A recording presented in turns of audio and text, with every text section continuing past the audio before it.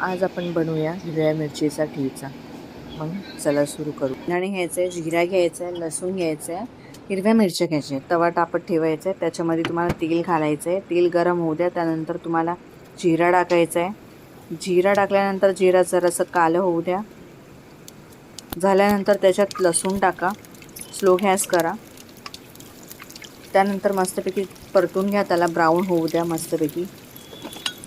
Continue हलवतच राहा त्याला, नाहीतर ते खाली लागणार. त्यानंतर तुम्हाला हिरव्या मिरच्या टाकायच्या आहेत, मस्तपैकी त्याचे दांडी काढून सोलून ठेवायचे आहेत. दांडी सकट नाही टाकायचं. असं मस्तपैकी त्याचा कलर होऊ द्या चेंज.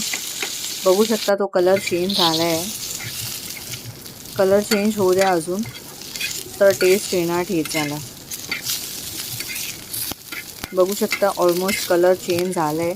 आता तुम्हाला त्याला एका मस्तपैकी ताटात काढून ठेवायचं आहे. स्लो गॅस करून ताटात काढून ठेवा त्याला. काढून ठेवलं ताटात. त्यानंतर तुम्हाला त्याच तव्यामध्ये एक वाटी शेंगदाणे घेतले, त्याला फ्राय करायचं आहे मस्तपैकी.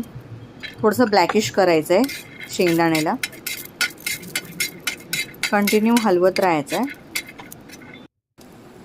बघू शकता झालं आहे ब्लॅकिश. आता त्याला पण एका त्याच ताटात काढून घ्यायचं आपल्याला. काढून घेतल्यानंतर थोडंसं थंड होऊ द्या त्या मसाल्याला.